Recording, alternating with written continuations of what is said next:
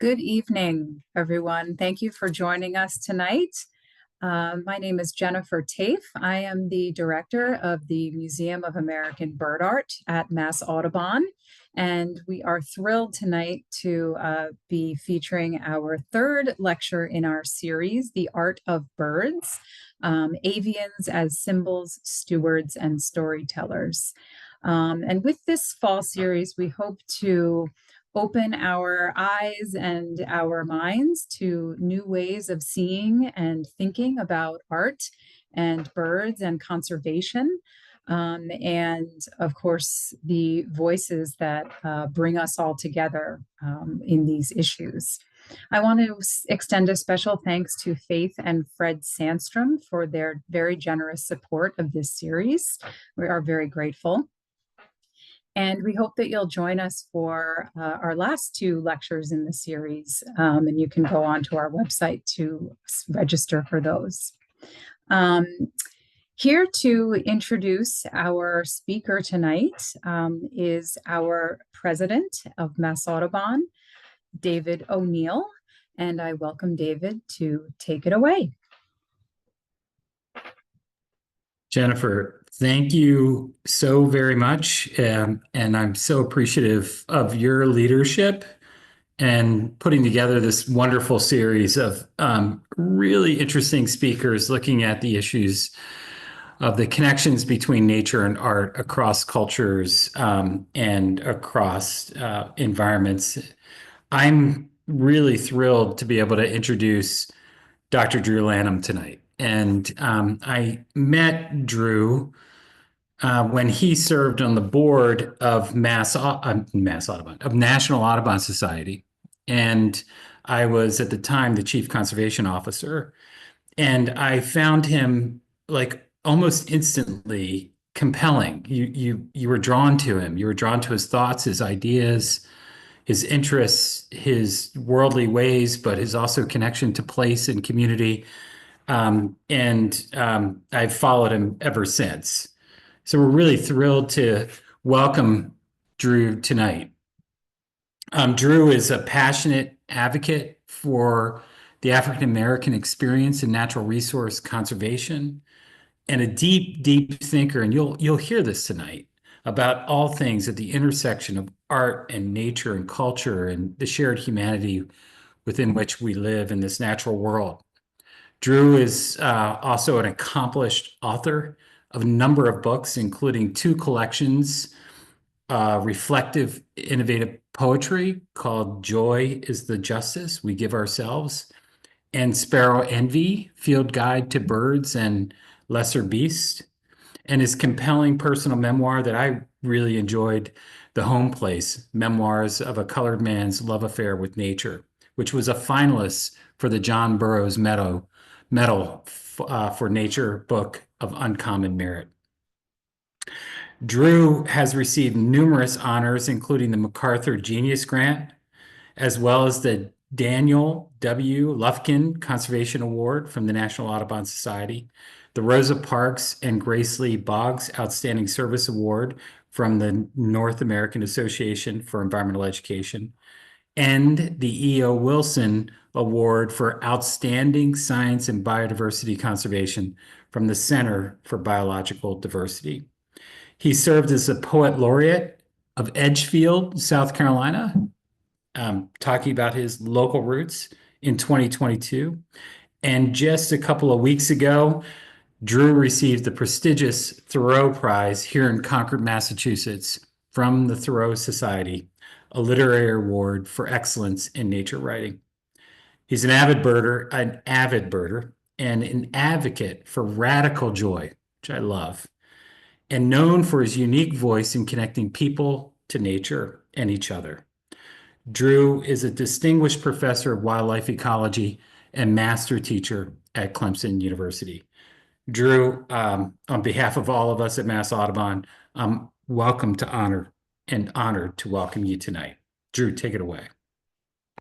Thank you so much, David. Thank you, Jennifer, for having me here tonight. It's indeed an honor and a pleasure to to be here, and an important time, I think, to be here and to be able to talk about something that we have in common, right?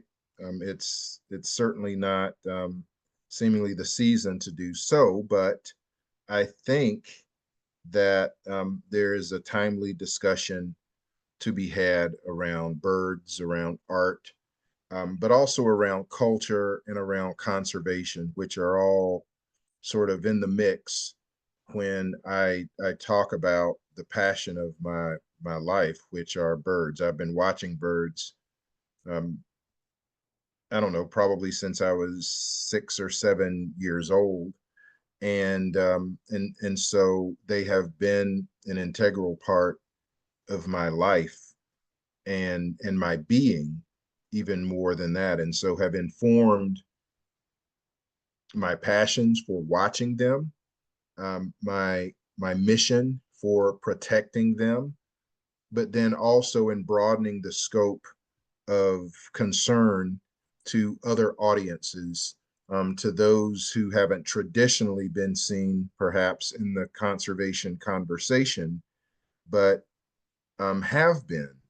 But I think as we turn to thinking about how we reach out to other audiences, that we first often have to reach inward to think about who it is that we are. So I was telling Jennifer and David, we were having a little talk beforehand, um, about a little bit of my difficulty in choosing what it exactly would be that I would talk about tonight. And appropriately, as I was in Concord just a couple of weeks ago and had wonderful conversations with Jennifer about the new museum in Brewster Woods and all of that, I think it's appropriate to talk about maybe the preeminent bird artists, um, in Western history, at least, as we would admit, and that is John James Audubon. And I'm going to read a piece from a bit of a long text that I wrote for a museum exhibition at the North Carolina Museum of Art in Raleigh. I have an exhibit there that's called Tweetable Audubon, where what I have done is essentially collapsed my thinking of Audubon's art and his ornithology, much of it into what would have been tweetable responses to Audubon. And it's been very well received there. It's going into its third year, I believe, on exhibition there. So I'll read this piece, and I hope to entertain some questions going forward. I've previously written a piece um, in Audubon magazine a few years ago called "What Do We Do with John James Audubon," which I hope was an important piece in opening this discussion, not just around John James Audubon himself, but also around ornithology, around birding, bird watching, around conservation, and all of those issues um, that we that we hopefully come to some common ground on. John James Audubon was a genius, an artist and naturalist beyond his time who would shape the way we see birds, nature, and wildness far beyond the mid-19th century apex of his woods wandering. His Birds of America is wholly ornithological tome that has no equal. The double elephant folios, John James' massive magnum opus portraying most birds as life-size, fetch millions of dollars at auction. Audubon also happened to be a despicable braggart, racist, and bird killer. A true toxically masculine man of his time. He fabricated, exaggerated, enslaved Black people, and excavated the graves of indigenous people. If Western discovery is synonymous with colonization, then John James blazed trails with dead birds, naming many of them after racist buddies to double down on claims of being first or better than by virtue of white skin. Though alive long before cell phones, Audubon would have posted selfies constantly and tweeted obsessively on his own greatness. He was one man, but whose flawed legacy came forward wrapped in incomplete narratives that would have some worship him as a faultless God. Audubon owned people. He bought and sold humans like livestock. Not on a large scale, but he did this. That's evidence enough to recast the hero into a different role. The organizations bearing Audubon's name must press the legacy forward in this new light and decide who and what they want to be. Most of their members are white people with enough disposable income to dump into the coffers of overwhelmingly white-led organizations who may have no need or desire to have John James be anyone other than the myth. Now, no one willingly pays memberships for discomfort, but if progress is the end goal, then it's a likely partner. But then now folks have elected a rationale for being as they've always been. And I wonder how birds will be perched on the precipice of extinction in this coming great again world. Now, you might ask, why muddy the ornithological water with race? Well, it's because racism pervades everything, even our love of birds. Even if some want to rub it from history and erase it from textbooks, it is fact embedded deeply within America's DNA. And yes, it found its way past Audubon to sully more modern ornithological works. Case in point, a report from an early 1900s South Carolina Audubon Society filing that includes Black people cited in a litany of agents deleterious to bird life with raccoons and cats. They are listed. This citation also blames loitering Negroes for the decline of bobwhite quail. This is sad proof of a deeply ingrained bias.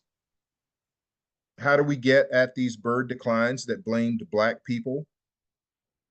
Well, there were suggestions in that same report that Black people be disarmed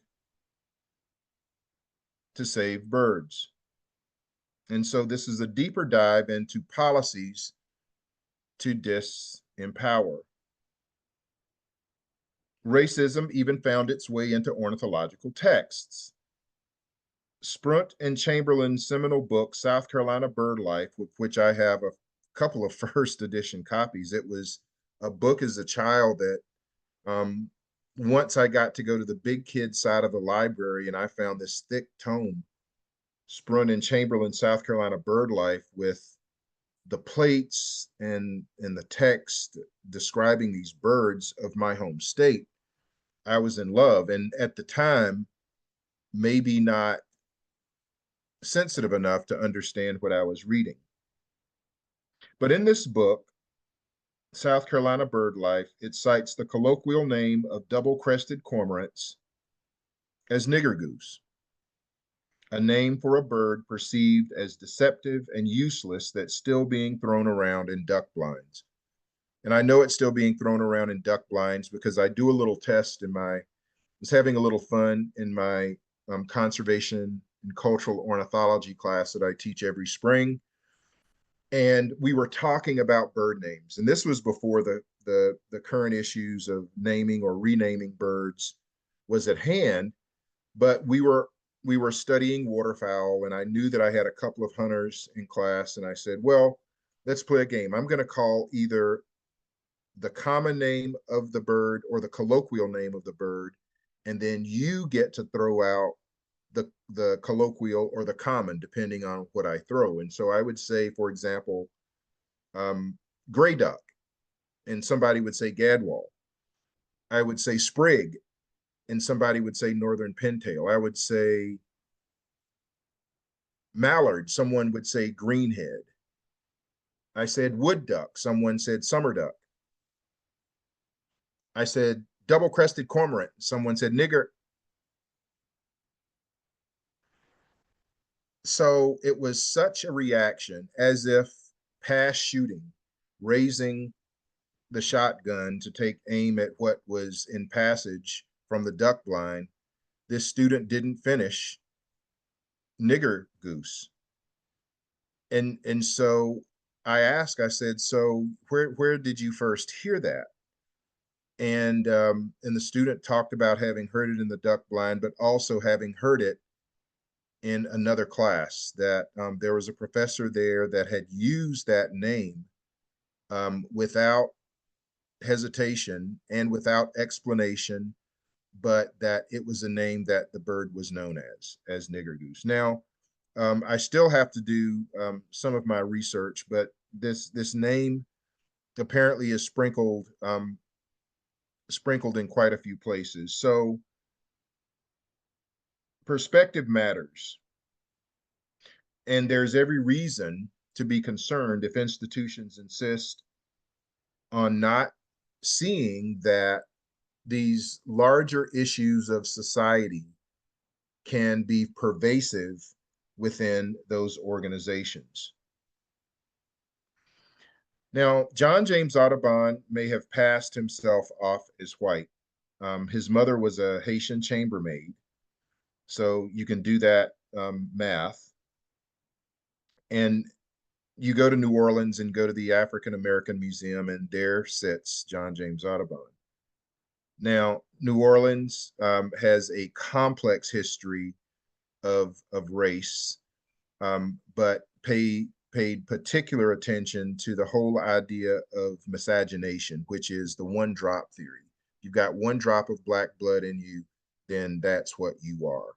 And so that's how John James Audubon ended up there. And so you look among his biographers and their debates as to whether he is or whether he is not.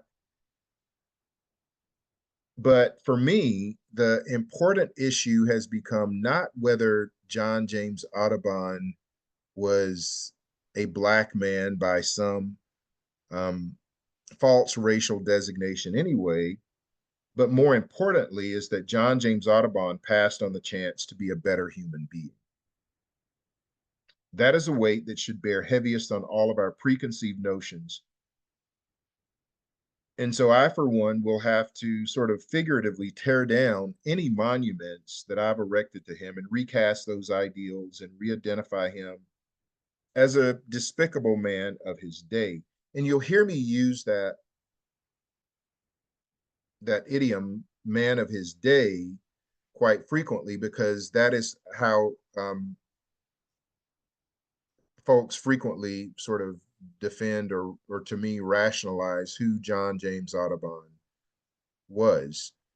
And so I say man of his day because there were a majority likely of men in that day who believed that black people were inferior beings. Certainly those who enslaved them believed that. And there were others far beyond the South and the slave states who did. Race and racism are immutable facts in my life. I am proudly a black man and consistently punished for that identity in some way or another. Yes, I've met racists and I've met racist birders and felt the sting of fear and anger in the midst of doing what I love. I hold all of these thoughts as I hold on to my Audubon books and prints, including um, an original Dick Sissel. I won't burn them, but I'll see the Carolina parakeets and every other bird or animal he ever painted in a different kind of slanting light. John James Audubon is on a different sort of shelf and in a different frame for me now. One of the curiosities that I have to deal with is that a couple of years ago I gave a talk at the University of Georgia at the Georgia Arboretum, and before I went up for my keynote, they were doing an introduction, and it was a beautiful introduction. Um, and then they got to this part, and and they and the presenter began to draw comparisons between me and John James Audubon. And you can imagine, here I was, I'd written this piece. I didn't know whether he had read it at that point or not. But it was very complimentary of both of us. And in some ways, it was, I mean, when I was a kid, I used to pretend to be Audubon. I didn't go around killing hundreds of birds, but nonetheless, he was someone that I revered. But now at this point, as I'm being compared to John James Audubon, I'm feeling a little I'm feeling a little peaked and and wondering where this is going.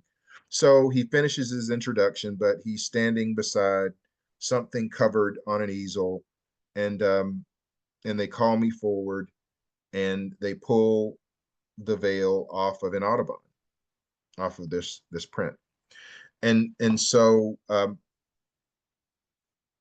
I'm I'm I'm honored, but at the same time also a little insulted, but in between the honor and the insult, confused. I mean, here they're honoring me with this very, very, very um, expensive gift, um, priceless in many ways. But then I've got to deal with what I know about Audubon and how he treated people. And so I'm working on a piece now about this piece, because guess what? It's still in the box. In part because I have to have the place to hang it. The key, though, is that as much as I try to illuminate John James Audubon in my writing, I cannot hang that painting in light, right? And so it has to be sort of in the dark. It has to be in a place, sort of metaphorically, um, that really sort of describes this relationship that I have with John James Audubon. Before I received this picture, I had a close encounter, one of my encounters with an elephant folio. A few years ago, on a quick turnaround trip to New York City, my friend Jason Saul, who used to work at BirdNote, rushed me to the New York Historical Society to lay eyes on a rare copy of Audubon's massive masterpiece.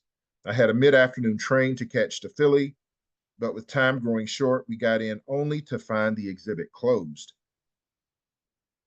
I was floored. I could see, hidden behind darkening glass, straining over the velvet ropes to see through a curtain screen, I tried my best to catch a glimpse of the ornithological Holy Grail. No luck, but so close. As Jason cursed, then implored, really begged, one staffer after another to let us in for just a glance, I caught sight of an exhibit at the other end of the hall that was called Black Citizenship in the Age of Jim Crow. It was the worst kind of bird exhibit, but I was drawn in. I wandered through a maze of misery and overcome, blackness defined and then institutionally defiled. It was an American blind spot wrought over almost a century. I lost sight of the off-limits Audubon and found myself immersed in the hard and heroic history of my people. Nearing the end of the story, Jason found me. He'd somehow gained entrance by explaining to someone my station as a rare black birder. With my mind still lingering in that winding hall of institutional racism, we entered the small cube of glass, and there it was. A huge thing that loomed even larger than I could have imagined. The volume was encased in glass, likely worth more money than I would make in several lifetimes. Framed prints and etchings were poised and posed around the walls, owls, bald eagles, and yellow-headed blackbirds. But what drew me magnetically were the Baltimore Orioles under glass. Two brilliantly orange and black males, creamsicle birds, as I like to call them, and an equally beautifully muted brown and ochre-tinged female at the pendulous nest, hanging in a blooming tulip poplar. The taxonomic fact that these were blackbirds, Icteridae, wasn't lost on me, having just left a treatise on Jim Crow. Now, crows aren't icterids, they're corvids, but blackbirds nonetheless. Audubon's art lives like none other. That is fact. Jason joined me, but we were silent, absorbing the moment in our own way. Jason took some photos of me staring into a history of which I had become part. As we left, I saw the Jim Crow exhibit and thought about the irony of the two, another history of which my ancestors had been a part. I posted the picture of me staring at the blackbirds under glass and almost 20 of the exhibits on Black folks trapped under a ceiling that would never let them see upwards. That particular day, Jim Crow trumped the blackbirds Audubon painted. His genius consumed by a system of bias he played a part in. I made my train to Philly and thought about the irony all the way down. These troublesome days, I'm spending hours thinking about who I am in the context of who we are as a community of bird adorers, of nature nurturers, and Americans divided into extreme factions. It's no easy feat these days watching birds without some echo of societal racism or some other ism or phobia interrupting the songs of the Carolina wrens chattering in my yard. I'm hopeful this winter that evening grosbeaks will once again magically show up at feeders way south in a finch eruption.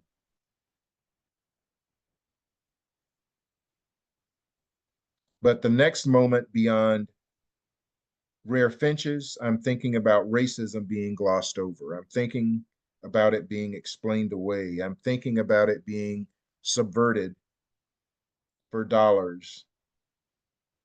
And I hate erupting because there are those who don't want to face this truth.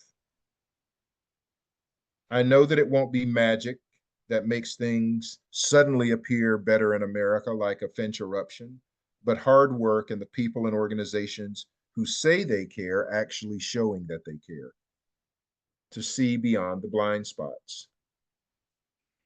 And so I was telling David and Jennifer that I'm working on my first piece of fiction. uh, I don't write about dragons uh, or, or much else that we can't believe, but historical fiction I am a fan of. And so as I finish up a novella deconstructing a conservation hero with his own words, that is John James Audubon, and some of what he's written in his ornithological biographies, I call it damning evidence, sort of reading him a Miranda, way past. I looked over my shoulder that day, and there on the shelf, staring at me, was a white man with flowing locks. It was John James Audubon on the back of one of my copies of his Birds of America in my space, sitting underneath a Carolina parakeet carving and an ivory bill painting. I stared back, fully informed. I had identified John James Audubon as a despicable racist birder of his time, but also a genius artist. That is fact. I'm hoping that these are identifications that I don't have to make often. So to counter my Audubon, I sat a copy of James Baldwin's Fire Next Time in my line of sight to create a more inclusive view. I need the beauty of birds now more than ever, but I also demand the free-flighted beauty of equity and of justice. So that's a sort of a joust that's been going on for some time, maybe for the past 5 years, between John James Audubon and me. And I will admit, um, it's a little easier having a debate with a dead person, but John James Audubon is certainly alive in organizations and in the thoughts and admirations of many birders, but also of art aficionados. So I think it's an important discussion to have, because one of the things that Audubon does for me is that he offers me an opportunity to think about humanity, um, and how we relate to birds now, but also how we relate to each other. And that is an important context for me now, more than ever. Now we are back again past whatever last crisis there was, smack dab in the middle of what I call, in my left biased fashion, a hot mess and a quandary of how to deal with a populace, many of them, many of them likely bird lovers who would just as soon not have me say anything about birds or birding beyond the what, the when, the where to go, and how to see the bird algorithm that puts another bird on their tick list. Beyond dealing with the fact that loving birds doesn't mean loving humanity, 3 billion birds, by non-politically driven conservative estimates, have disappeared from the face of the earth over the past 50 years. For that data, I would direct you to the Road to Recovery in Pete Mara's lab at Georgetown. I'm honored to have had a part in that report. But think about it. The past 50 years, 3 billion birds have disappeared from the face of the earth. Now, oddly enough, this precipitous decline coincides with the rapid ascension of bird watching slash birding as one of the most popular outdoor hobbies in North America. Millions upon millions of people declare that they watch, feed, list, travel to see, post, argue over identification, fret over name changes, and otherwise obsess ornithologically. Millions upon millions. But yet, all of those eyes and ears and all of that attention hasn't meant much at all to bird conservation. Why is that? I would argue that in part it's the same problem that we have with humanity in this country and elsewhere in a world that's tilting on its axis toward the extreme right. People are being counted for all the wrong reasons and discounted for even worse. As hard as someone might work to identify one of Peterson's confusing fall warblers or parse one impid from the next without song or call, they'll let hate and intolerance of their fellow human beings slide past. One of the things that I have learned, an assumption that has fallen apart for me, is that birders aren't special in being more caring or otherwise bent to saving the earth. I think we're just a sample of the population obsessed with feathered folk, and some of us are racists, homophobic, misogynists, climate change deniers, or otherwise intolerant, just like the American electorate. And as a result, bird lives matter more than Black lives do, but only until they're life listed or eBird reported. Then the job for some is through.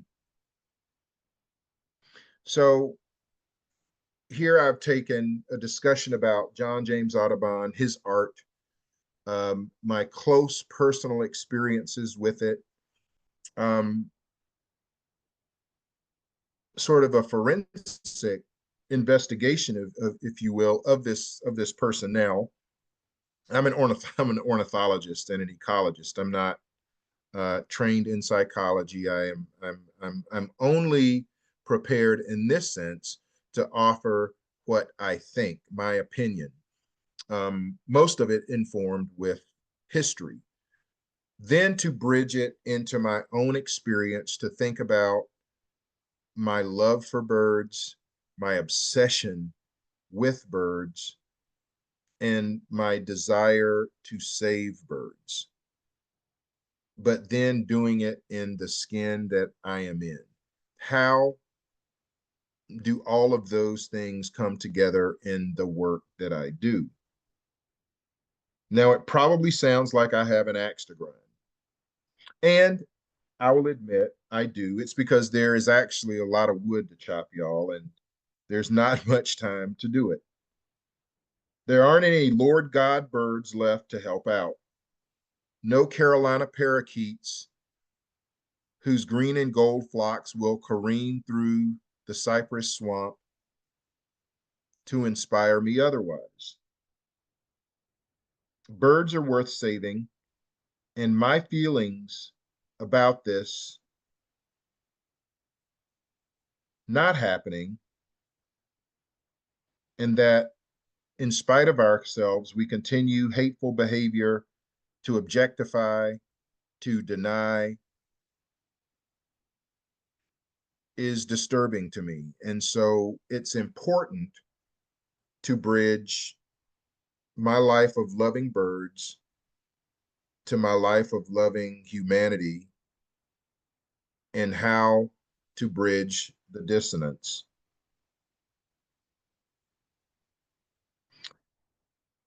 Now, David's told you I'm a college professor. That's my day job. But I am also a writer and a poet, and and one of the things that I started to share with you tonight was why I write for birds. It's an essay that's been published in a couple of places, but really the whole idea is to give you some idea, some grounding in what it is that I do and why it is that I do that. So the ultimate causation of why I write for birds, why I watch birds, and I like to tell people now my mantra is that um, I'm pretty good, I think, at identification. Um, like many, I struggle with Empidonax flycatchers or some other species. And I like to say it's okay if I don't get the bird's name right because the birds know who they are. But in order to conserve birds, and this question that I had, again, if you looked, if I had the whiteboard, I would draw an axis and then I would simply draw one line that showed the popularity of birding going from the ordinate up in an almost exponential fashion. I mean, it hasn't been um, quite that relationship, but it's been rapid. But then the precipitous decline in birds matching it, but in an opposite fashion. So where those lines cross, the increase versus the decrease, where those lines cross, that intersection, I'm calling um, the point of objectification. And I call it a point of objectification because at some point it became more important to list and count birds and compile a large list of birds than it was to do what used to be called bird study. So one of the badges, the merit badges that I went after first as a Boy Scout, it wasn't called an ornithology merit badge. It wasn't called a birding merit badge. And I don't know, maybe they have that. It was called bird study. And if I'm remembering correctly, I think I had to identify maybe 25, maybe 50 birds in some fashion. But I had to know those birds in a way that that extended my relationship with those birds. And so what I wished for at that time was that there was bird study one, bird study two, that somehow I could have, I didn't make Eagle. I got to life and then left Scouts. But I think about that sort of exercise, that deep immersion into not just what birds were for me, but who birds were. And so I like to say now that I don't just identify birds, I identify with birds. And so that exercise in moving from objectification to some subjective relationship with birds means that empathy becomes a part, that I see the plight of birds, that I see starlings in a very different light than seeing them, for example, as foreign invaders to keep out. That those same birds, darkly hued, that perform in murmuration, swirling and tumbling through the air in large masses, that those birds far away can bring people to tears on a descending sunset with a purpling sky, purpling orange sky, and here these birds are tumbling and swirling. But yet those birds aren't protected because they aren't from here. And that you can legally go out on Fifth Avenue, well, not legally in New York, but you can kill those birds without penalty. And so it's not too much of a leap for me to then think of my life as a starling. That people may want to watch me perform from afar, but I will not be invited to dinner. So, in thinking about these kinds of relationships, museums have been very important to me over the past few years. And so I'm fortunate in being able to work quite a bit as a co-curator or an adjunct curator for the past few years. So I've contributed to an exhibit and conversations about David Drake, the literate enslaved potter from my hometown of Edgefield, South Carolina. For the Greenville Art Museum, have been in conversation with people from the Met as well, and the Boston Museum and Ann Arbor. I've co-curated successfully an exhibit in Charleston, South Carolina, based upon my poetry with Dr. Kelly S. Turner at the Manigo House that was called Birdwatch, that ran for about 3 months. And then the next year for the Charleston Museum and the South Carolina Wildlife Exposition. If you ever have a chance to go down for that in February, it's quite the event. I've curated another exhibit at the Charleston Museum on its elephant folios. At the beginning of the pandemic, did some work with the Scotland Museum about John James Audubon and talking about the complexity of an ornithological hero gone sour with revelations and understanding of his other life. And I have an ongoing 2+ year exhibition called Tweetable Audubon at the North Carolina Museum of Art in Raleigh, where I have sort of reinformed some of Audubon's work with what used to be tweets. We understand that that bird is now resting in peace, or maybe not so much peace, with Incus, the Carolina parakeet, and Martha the passenger pigeon, Booming Ben, the heath hen. I have a name for that bird, but I won't reveal that yet. So that's been going on for about 2.5 years and will continue into 25. I'm fortunate to expand my ornithology most recently with work on an upcoming project with the esteemed artist and creator Nick Cave for a Smithsonian exhibition that's due sometime in 2025 or 26.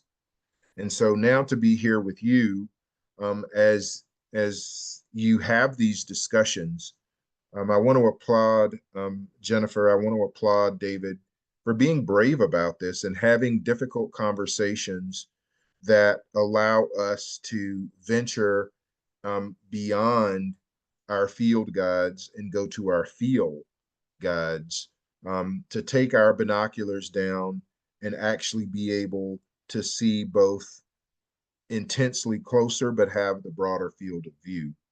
And so I hope that you have questions. I would love to entertain those. And hopefully, my hope is to come back up. I was in Concord a couple of weeks ago, didn't get to go to Brewster Woods, spent a lot of time around Goose Pond, which is a special place. Also spent time at Walden Pond, which is also a special place, but I love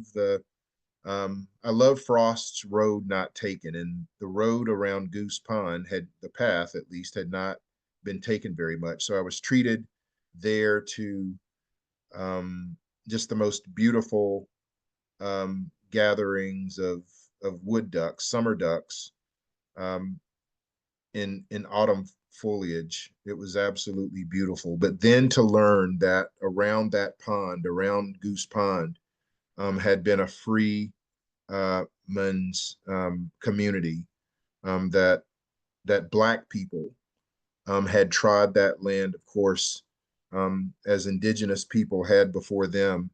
But as I'm watching wood ducks, as American chestnut struggles to survive, then is knocked back by the blight, I could not help but think about those people who had been there before me, and in their free condition, even fearful of a fugitive slave act that would have them return to servitude, but was wondering about the moments when they were able to look out on Goose Pond and see the beauty of fall foliage and wood ducks take flight when flushed, and have some empathy towards freedom and liberty. So thank you again, Jennifer and David, and I look forward to entertaining questions if there are any. Drew, thank you so much for just an excellent talk and all of your thoughts and insights into, yes, a lot of challenging issues and questions. And we have some questions from our audience, so I will Good. be happy to send them your way. So we have a couple of questions. I'm actually going to sort of put them together because they're Okay. hitting on something very similar. So we have a couple of people who are asking about, understanding that how conflicting it is to admire someone like Audubon, but at the same time have this anger and a kind of you know disappointment that he wasn't doing better at the time, and people are sort of having also difficult times in these past few days because of recent events, and only nature and birds seem to sort of be helping people through these things. And we have a couple of people who wonder what you think about how you sort of breathe through these times, and how birds might be a way of sort of bringing us together and bringing us some joy. Well, Jennifer, and again, thank you for the question for coming from those out there. The other essay that I was going to share, Why I Write for Birds, really addresses that, in that, I can trust birds. I can trust birds to be birds. And all that birds give us, in beauty, and in inspiring flight, in song, in heroic hemispheric efforts to stitch the Arctic North Slope to Patagonia in the case of some shorebirds, or the newly arrived white-throated sparrows that are telling me about Sam Peabody's poverty. Today I got lost in hermit thrushes. I got lost in one particular hermit thrush that was doing a way call, and then was doing that chuck call, and it came pretty close, and it was perched in a maple tree that's lost about half its leaves, but there were still enough of these burnished leaves on this maple tree where this hermit thrush had that russet tail cocked up and then down, up and then down. And I was not thinking about anything else. I was not thinking about anything else. That one bird, that one hermit thrush, enthralled me enough. I don't know how long it was, maybe 3, 5 minutes, that I was not thinking about other things, let's just say. And so birds do that for me consistently. Again, the only way that birds will ever disappoint me is if they are not there. And I can't blame birds for that. So I can trust birds. Wildness is a measure of freedom and independence. And so when I can find a wild space, sometimes it's here on the farm. This past early September, it was in Denali. And whether I'm off grid, thousands of miles away, or tangential to some grid, a few yards away from the house and the server, watching birds and being in wildness is a balm and salve to my soul. Thank you, Drew. We have a question about organizations like us who are trying to think through issues like Audubon and the Audubon name. And we're trying to think through them authentically and honestly. What advice you have? Well, Jennifer, it's, the easy, well, I mean, it's not easy for you guys, but the easy answer is just, yeah, you just change your name, sure. But I want you to think about this from a personal standpoint, anybody out there. How many, if I were to ask, how many people have changed their phone numbers after having a cell phone for 3, 5, 10 years, and you change your number, and people continue to call that number because they identify you by that number, right? How long? And I'm still struggling with this because I changed phones after many, many, many years, and no matter how I've tried to get people to understand that I have a new phone, people still know me by the old phone number. Extend that to your name. Let's say you decide that you want to be known, that let's say I just decided I wanted to be known, I don't know, as Loggerhead Lanham. I love Shrikes. I don't know, maybe the nickname takes, it probably doesn't. People are going to know me by who I am and the actions that I take. So I say that to say, I think, yeah, name is important, but I think behavior is more important. I think, for example, if you're going to keep a name, that you say that you understand what that name means. So I'm not one, for example, who thinks that necessarily tearing down monuments changes people's hearts. Because guess what? If the huge statue of Robert E. Lee, disappears in Charlottesville, or some other statue disappears, then are we still asking those questions about Robert E. Lee? So I think we have to stand on the business of answering the question of who it is that we are. What's our mission? What's our vision? To come at people palms up and say, look, I'm only armed with information here, and this is who we are. This is our intent. This is who this person was. I tell people, because people, when I started this jousting with Audubon, and it wasn't an angry thing. It's still not. I'm not angry at John James Audubon. It doesn't do me any good to be angry. I sort of love discovering these things, but people said, well, we're sure you're probably, what did you do? Burn your books? Did you die? I said, no, I haven't burned. I don't burn books. They're on the shelf. I can look at them and I can know who those people are. Look, I'm reading Ernest Hemingway now. Want to be offended as a Black person? Read Hemingway.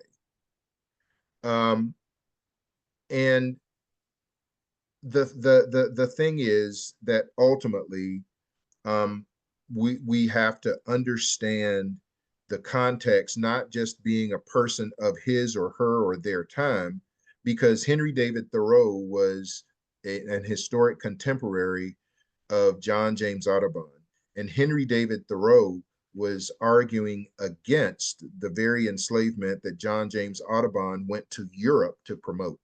Well, he went to Europe to sell subscriptions, but while there, um, made statements about Black people belonging in slavery. So, man of his time, man of his time. And I think we are people of our time. And history is going to measure us not so much by our names, so much as by our actions. So I tell people, Jennifer, and to the questioners, make sure that if you change your name, you change your action. Otherwise, I mean, I'm not trying to offend any pigs that wear lipstick, but all I'm saying is, I love pigs are cute things. They don't need lipstick, but I also understand that the pig will grow up and it will smell. So as long as I have that in mind, it's okay. But the lipstick just makes it absurd. So when I see people change names, sort of at the drop of a hat, um, but then not stand behind that business of the name change, then I sort of shrug.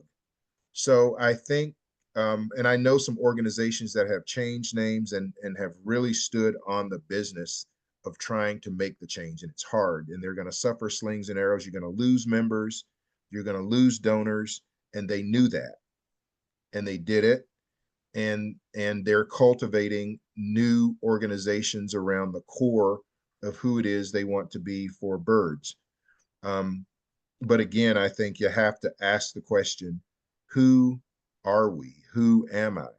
And what does my name mean? Look, we all know. Um, we've look, I've seen not necessarily sewage trucks, but I've seen things close with the Audubon name on them because Audubon does not own that name. So anybody who wants to greenwash or birdwash with some idea that they're environmentally friendly can call themselves Audubon. Am I correct? So, um, you know, we sort of lie in this place, and so I don't have a silver bullet solution for that, other than to say, stand on mission, um, and let that carry the name. And if you do that, the people that you want to be involved will understand and will say, you know what? Yeah, they've said who they are. Um, and then maybe there are changes that can be made. But I think again to look first before you look at that name, look at the mission, look at the vision, and what you want to do and who you want to be for birds and for people, and stand on that first. Thank you, Drew. Thank you for your thoughts on that. And it's a conversation I hope we can continue to have. We are almost out of time. There are some more questions, but we don't have any more time tonight. I want to thank everyone for joining us, and thank you, Drew, so much for all of your insights and for sharing your art and your thoughts with us. I hope that everyone will join us on November 20th for our next lecture with Natasha Fontaine, who is an illustrator and biologist. And we will all see you then. Thank you again, Drew, and thank you, everybody, and good night. Good night, everyone. Thank you.